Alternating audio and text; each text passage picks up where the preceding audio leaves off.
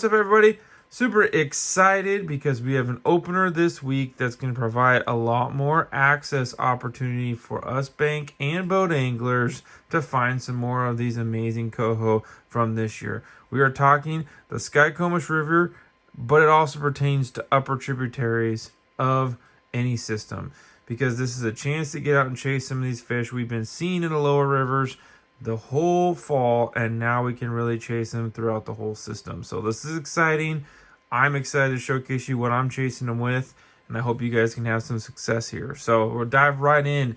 A lot of these techniques are very similar to what we've already been throwing, right? We did a whole system last week on the Snohomish system and how to go about chasing these fish. Well, it's very similar. However, we're in a situation that's a little bit unique, almost nearing the end of October with very little rain. We had one little small rain event that bumped up a couple feet and then dropped right back down on the other side of it. So these fish are in the system, but the water is more than likely going to be lower and clearer. So we got to be with the opportunity chasing these aggressive fish, but also be prepared for finesse presentation. So with that being said, taking the advantage of going after these fish on the aggressive side, I'm chasing them with spinners, right? Whether they've weighted inline like our Fish Bones or any other popular brands that are out there, or as you can see here, I got some of my other favorites in Wicked lures. Now what's great about Wickeds is you have three size options: the King Killer, which is a bigger blade, a little bit more flash draw. Then you have the natural. Then you have the normal size, I should say. That is a great one for regular water conditions. And there's even a trout killer size, and don't discount this for super low water conditions.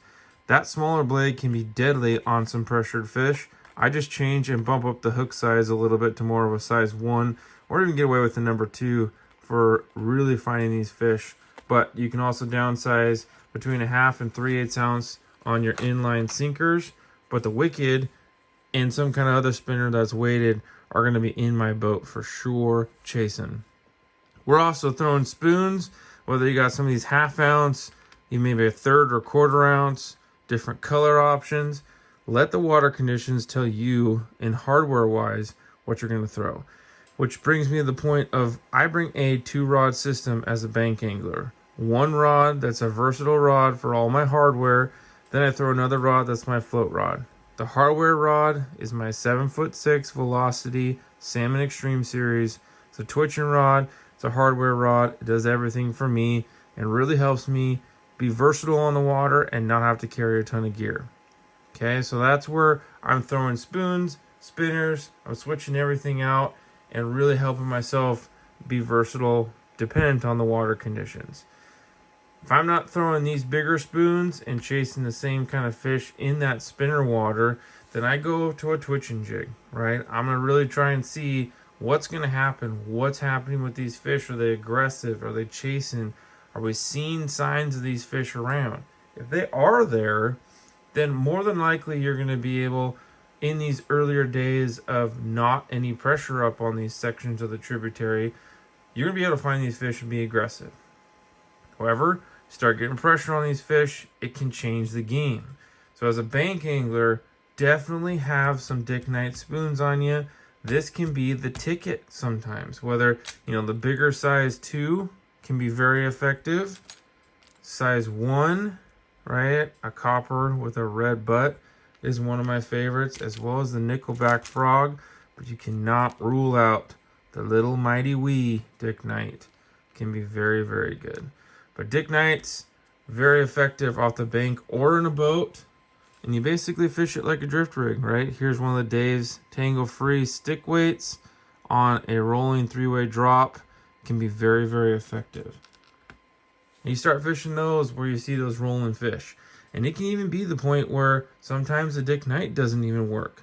You got to figure out, let the fish tell you what they want. Because another opportunity that I do, if these fish are really finessey and not wanting to bite a whole lot, I'll switch over from this hardware stuff to my other rod that has a float of some sort.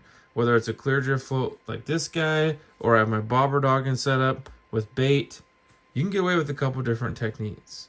Now with the float, You can go ahead and run just a regular jig, right?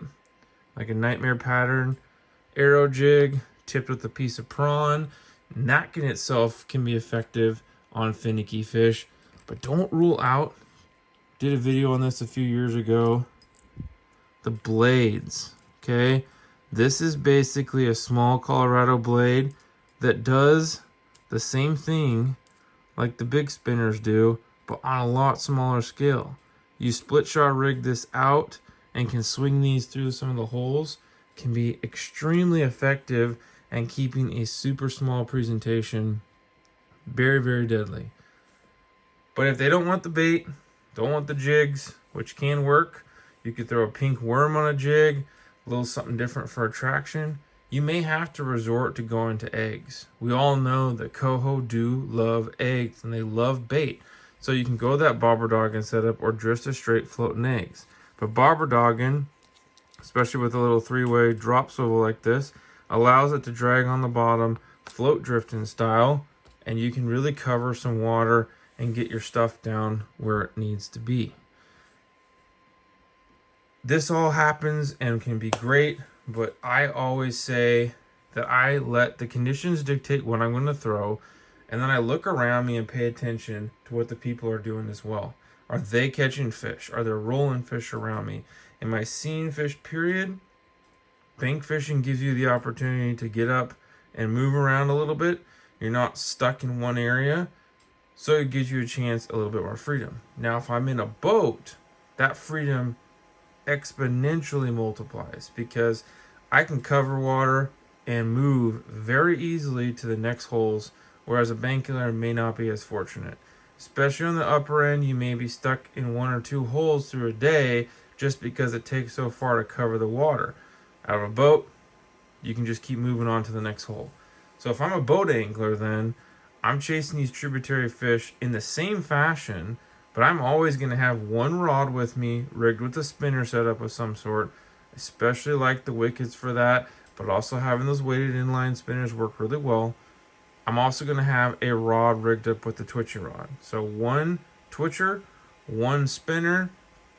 Then I'm going to have another rod with a bait setup of some sort. Now, if I'm at a boat, it might be really easy to side drift, right?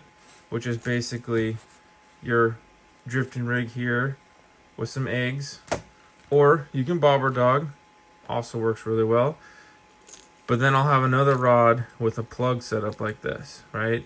These can be absolutely killer trolled, whether upriver or downriver. You can put them right in front of those fish's face through the holes and really get the aggressive bites out of them. The biggest thing that you're going to find right now is these coho in the lower water are going to be pooled up together. We still have quite a bit of pinks in the system, so those pinks are going to be in the spawning areas, and the coho are pretty much going to be easy to spot.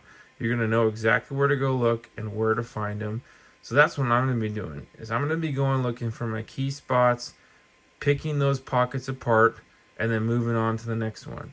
Where you find one aggressive fish, you probably are going to find a couple this time of the year, and it's going to be fun to see about really truly getting to some different areas that haven't been touched at all so far this season. Different kind of year, but I wanted to show you guys this. What is your favorite technique for these tributary coho? Doesn't have to be just this Skycomish, but whereabouts are you fishing and what are you using? We'll catch you on the water and hopefully catch some beauties like this guy right here. Tight lines as always, and fish on!